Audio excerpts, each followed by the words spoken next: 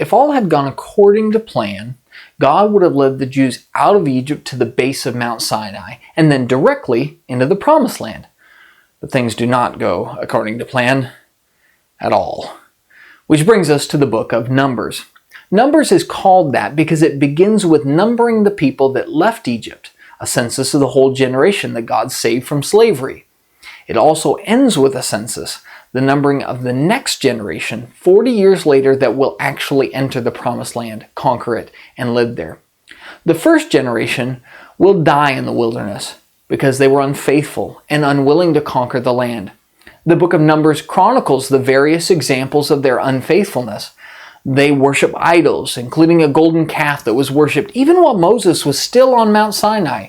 They grumble and they complain about the food or the water. They commit fornication, they break the Sabbath and revolt against Moses and God's leadership. In the end, their character defects become their undoing. Moses sends one leader from each tribe to go and spy out the land that they are to conquer. Of the 12 spies, only 2, Joshua and Caleb, came back and said, "Trust God, He will give us the victory."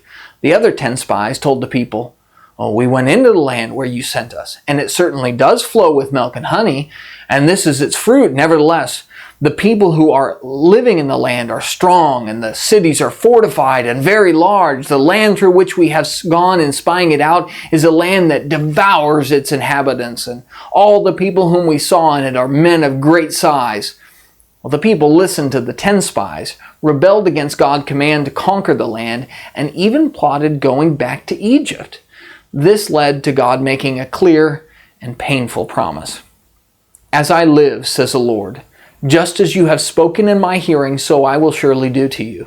Your corpses will fall in this wilderness, even all your numbered men, according to your complete number from 20 years old and upward, who have grumbled against me.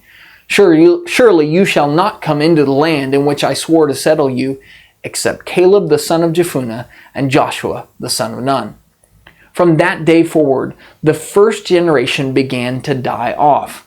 Only Joshua and Caleb, the 2 faithful spies, would be allowed to enter the land. Joshua, in particular, would become the next leader of the nation after the death of Moses.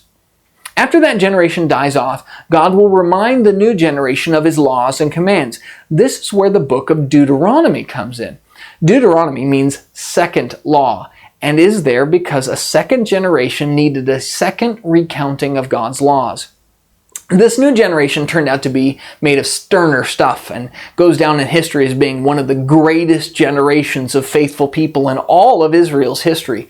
Led by Joshua, they will conquer the land, trust God, and serve with distinction. All of the events of the conquering of the land of Canaan can be read about in the book of Joshua. Probably the most notable of those battles is the Battle of Jericho, in which God caused the walls to fall down of their own accord. From this point forward, Canaan will now be called Israel, because the Israelite nation did exactly what God had said. They conquered the land, and they made it their own. The land that Abraham had wandered in was now settled by his descendants.